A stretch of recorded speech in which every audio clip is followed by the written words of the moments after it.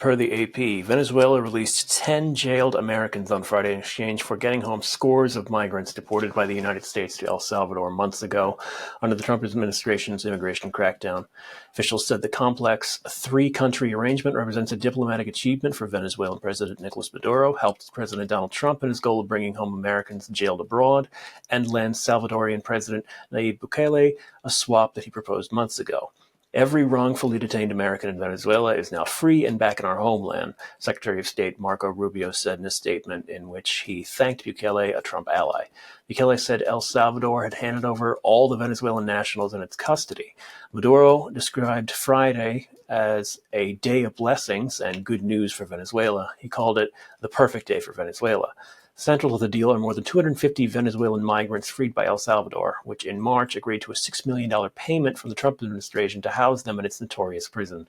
That arrangement drew immediate blowback when Trump invoked an 18th century wartime law, the Alien Enemies Act, to quickly remove the men that his administration had accused of belonging to the violent Tren de Aragua street gang, teeing up a legal fight that reached the U.S. Supreme Court. The administration did not provide evidence to back up those claims.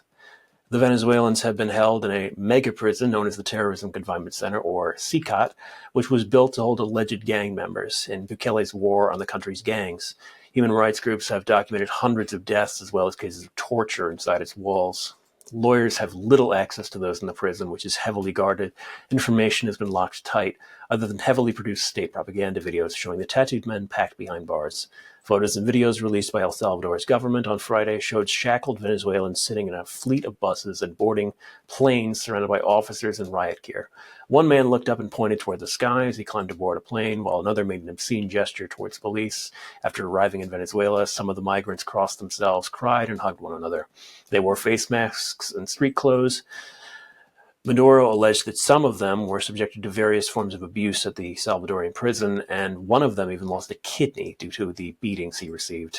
Interior Minister Salvador Cabello told reporters the men would undergo medical tests and background checks before they can go home. In April, in a heated exchange of diplomatic letters with Venezuela, because he proposed exchanging the Venezuelans for the same number of what he called political prisoners held by Maduro. It provoked a harsh response from Venezuelan authorities, who called his comments cynical and referred to Bukele as a neo-fascist.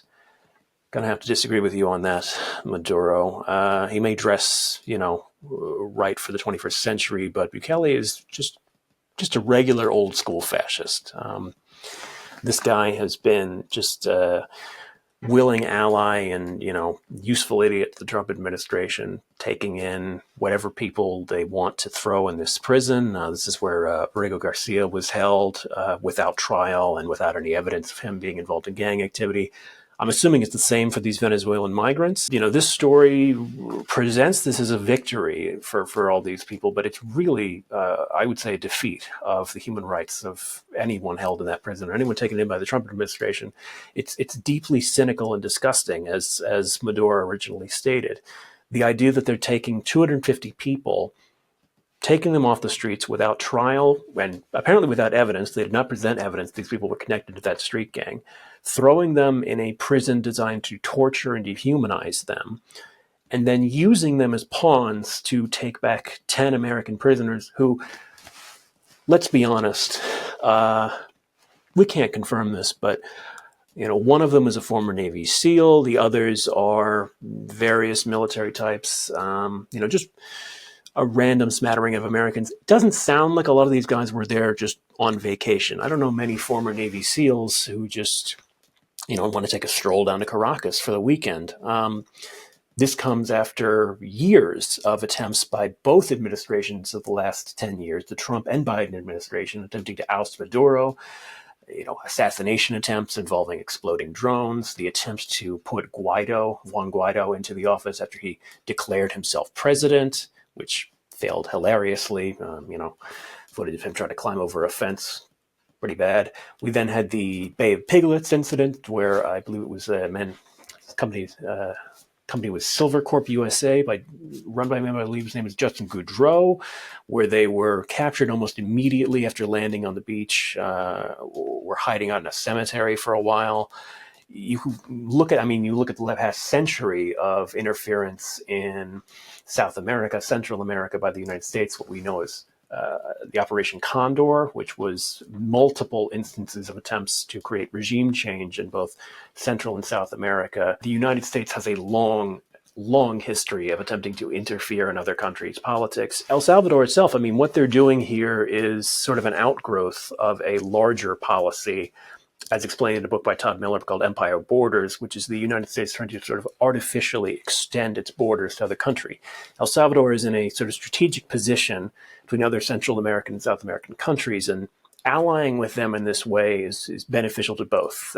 Bukele gets to continue his sort of strongman activities, say he's fighting gangs. The Trump administration gets to extend America's border and have sort of an extra border wall on another country. And now it seems like they're just going to start taking individuals, ripping them off the streets, throwing them in this prison, beating them, torturing them, and then using them to basically get our servants and other, assets taken out of foreign countries' prisons, or just, maybe this is the beginning of other policies. Maybe just holding these people and demanding, I don't know, maybe using political prisoners to, get better deals on tariffs, or try and deal with this trade gap. I mean, this is very eerily similar to an anecdote in the history of Idi Amin, where a film was made about his life that he found distasteful, and he actually kidnapped several French nationals in the country of Uganda and then forced them into a hotel and had them call the director on the phone to try to get them to, change the film or something. This is just dictator behavior. This is using human lives to achieve an administration's goals. And frankly, it's disgusting.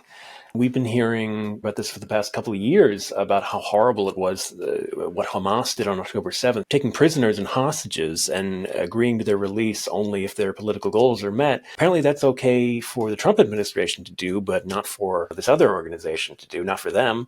I mean, they're called terrorists, war criminals, monsters for doing it, but it's essentially what the Trump administration is doing here. And bowing to this, Maduro is only going to allow them to do it again, or at least it's going to encourage them to do it with other countries. How soon before they're doing this with Cuban migrants? How soon before they're doing this with people from other parts of Central and South America or Africa or anywhere that Americans are held as political prisoners or held on, let's say, fairly legitimate reasons, espionage charges. I mean, the United States has no qualms about interfering in other countries' governments, in their elections, and attempting to topple their governments that they believe they're quote unquote fascist or, communist, which at this point, at least Maduro, he's willing to get his people out of prison, to give up valuable political prisoners. Communists seem, I don't know, don't seem that bad by comparison at this point. It's just sick that we're seeing human lives used as political capital. And this hopefully is a one-off thing, but honestly, because it worked, I think they're going to try it again, and it's inhuman. It's sickening, honestly. Anyway, AT News, Dave.